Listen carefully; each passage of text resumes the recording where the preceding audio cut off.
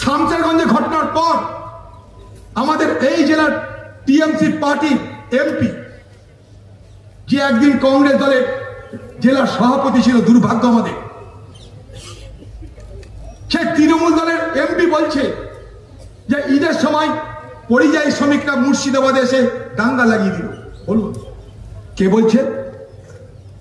তৃণমূল দলের এমপি।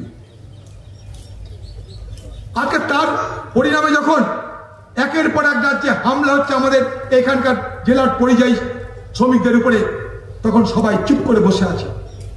দিদি আপনি কথা বলুন সেখানকার মুখ্যমন্ত্রীদের সঙ্গে, সেই সব রাজ্যের মুখ্যমন্ত্রীকে বলুন আমার জেলার পরিযায়ী শ্রমিক যেন বিপদে না পড়ে।